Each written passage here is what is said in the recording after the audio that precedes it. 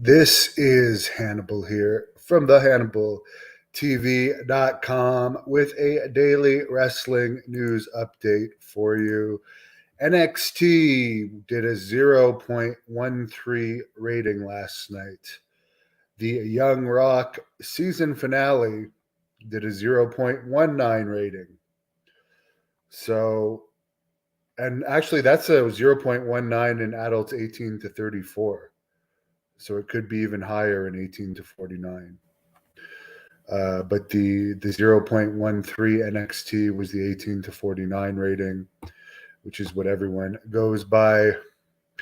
Killer Kross did an interview, I guess, with Fightful, where he said, who was also formerly known as Karrion Kross, by the way, where I guess in the match where Wardlow defeated Big Cass on Dynamite earlier this month, they originally wanted Karrion Kross to do that match.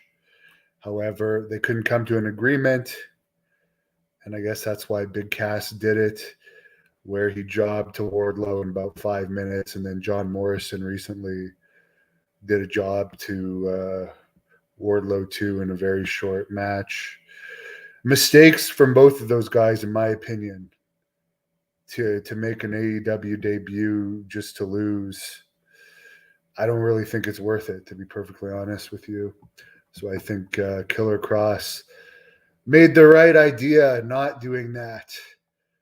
A lot of people, it's in the news that people are comparing Wardlow to Batista lately, but AEW seems to be putting that news out themselves along with Wardlow. I don't think I haven't heard that news from other people. I'm not saying I have anything against him, but Batista was much bigger physique-wise than Wardlow is.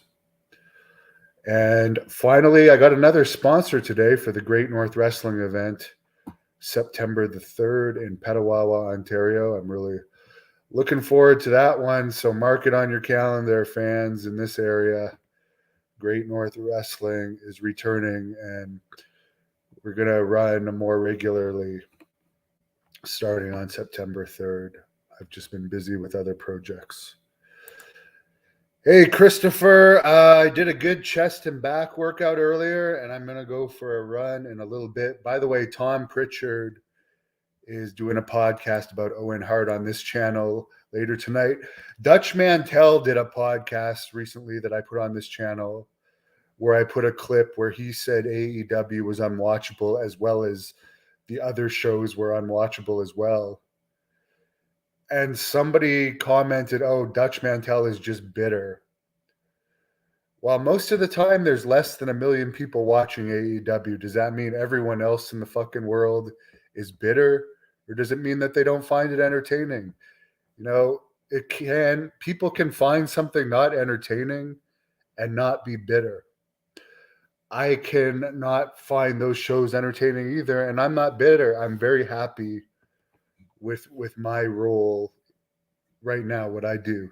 Sitting at home, talking about the news, editing videos, doing interviews, doing my own projects. My regular job that I do, I really like, and I've been doing it for like 15 years now. So I'm very content. But I just don't find those products entertaining. It doesn't mean that I don't wish those people luck that are in them. So I think Dutch is the same way. He had a great career. What does he have to be bitter about?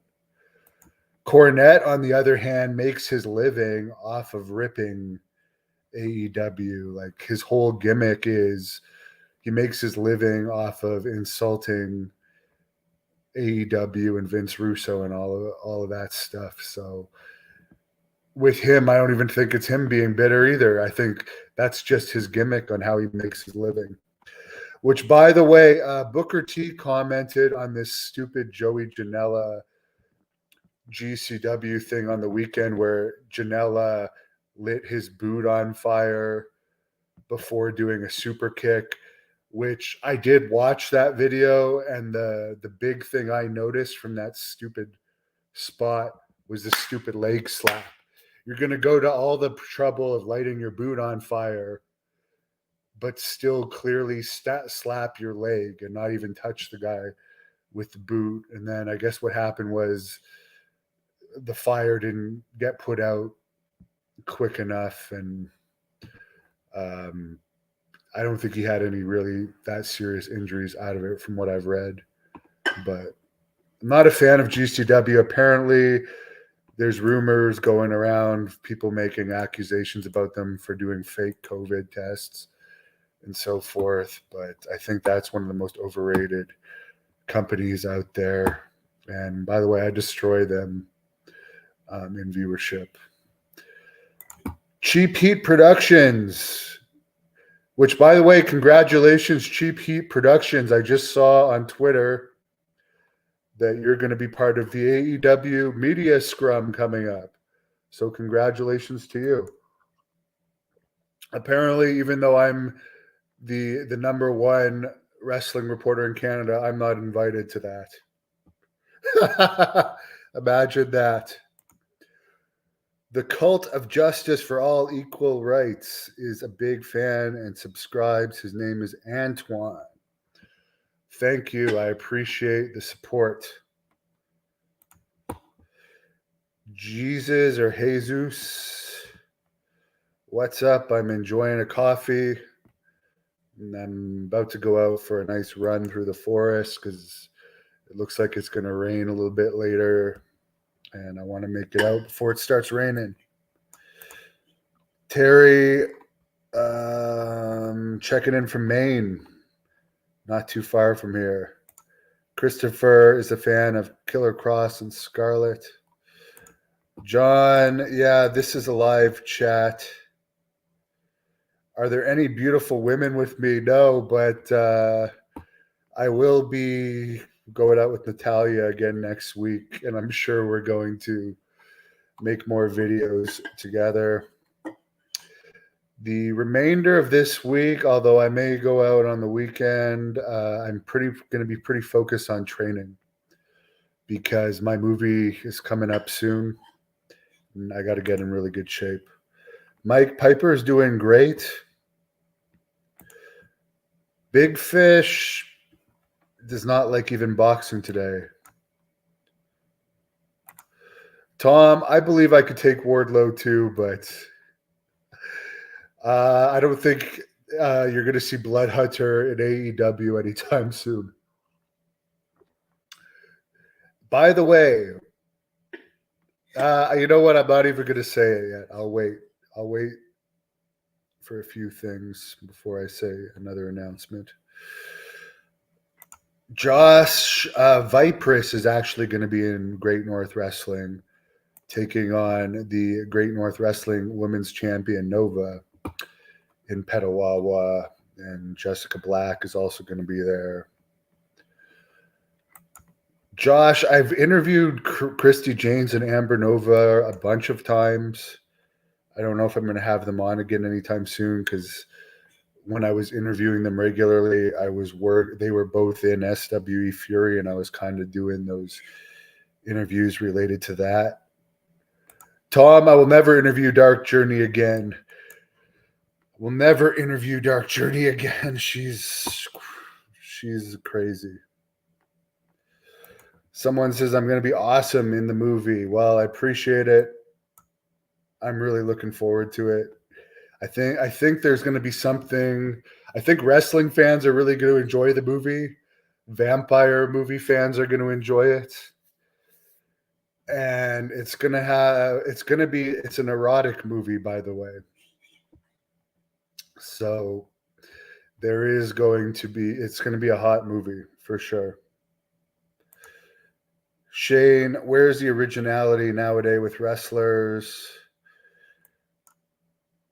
I don't know. I really don't know. I can tell you that Blood Hunter was a very original character, but he was too hardcore for modern wrestling. But he will be back in Great North Wrestling coming up September the 3rd in the Ottawa Valley, Petawawa, Ontario. Do another interview with the Goon? No, thank you, unless someone wants to pay me for it. if someone pays me to interview any of these people that are pain in the ass to interview, I'll do it. But I'm certainly not paying them for interviews. I got a bunch coming up in early June, by the way. I got like 4 interviews coming up in one weekend in early June, so I got a ton. Tom says the Blood Hunter is the new Ox Baker. I would actually say the Blood Hunter is more of a combination of Bruiser Brody, the Road Warriors, and the Sheik than Ox Baker.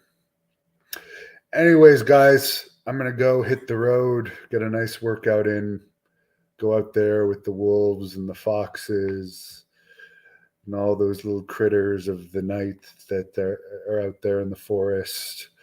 The skunks. I actually almost got sprayed by a skunk the other night. So it's good practice, like you're jumping and ducking and dodging stuff when you're running out there in the forest. But it's beautiful to run out there in the forest and very relaxing. So hope everyone has a wonderful evening. And again, Tom Pritchard's doing a live podcast on this channel starting soon. So subscribe so you don't miss any of these latest shoot interviews, live podcasts, match videos, or news updates. And we do stream on Facebook too. And our live streams are ad-free on Facebook at the Hannibal TV. We have almost 70,000 followers on there. Tom, yeah, there are lots of beavers in Canada. We even have beavers like underneath. There's beavers, cubs, then scouts in Canada. And I was in beavers, cubs, and scouts, believe it or not. So I know how to tie a knot, and I know how to whittle a piece of wood.